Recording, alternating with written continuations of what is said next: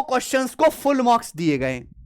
20 जनवरी की जो शिफ्ट हुई थी उसमें 10 क्वेश्चन में गड़बड़ है, 10 क्वेश्चन में गड़बड़।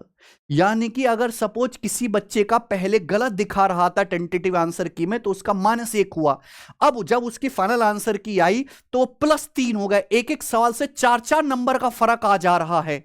अब आप मुझे एक बात बताओ, 10-10 सवाल से तो 40-40 नंबर का फर्क आ जाएगा। यह वो एग्जाम है जहां 1 मार्क्स के भीतर 100 बच्चे घुस जाते हैं।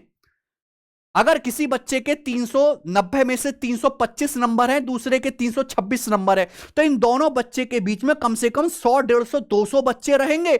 वहां आप 10-10 सवाल गलत डाल के 40-40 नंबर का डिफरेंस क्रिएट कर दे रहे हो, फिर अपना पल्ला झाड़ ले रहे हो कि भैया हमने तो सबके बोनस मार्क्स दे दिए। अगर ये 10 सवाल गलत ना डाल के, इनमें टाइपिंग एरर, कंसेप्चुअल एरर ना करके, अगर एसएससी इन 10 सवालों को बढ़िया लेवल के सेट करता, तो जो बच्चा घर से मेहनत करके गया, जो घर से पढ़ के गया, जो टैलेंटेड है, उसे अपनी परफॉर्मेंस, अपना स्कोर बढ़ाने का, बूस्ट करने का मौका मिलता।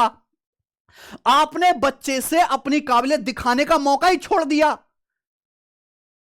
10 सवाल जो अच्छे डालने चाहिए थे, वो 10 सवाल आपने गलत डाल के सबसे नंबर बढ़ा दी।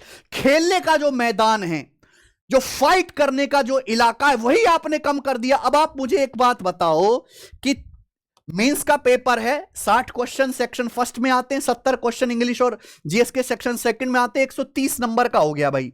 130 नंबर में से अगर आपने 10 क्वेश्चन गलत डाल दिए तो ये हो गया जी 1/13, 1/13।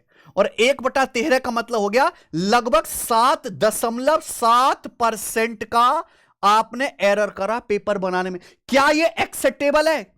क्या यह स्वीकार्य है? क्या यह एक्सेप्टेबल है कि एसएससी जैसी संस्था, जो कंबाइंड ग्रेजुएट लेवल पूरे भारत में ग्रेजुएट हुए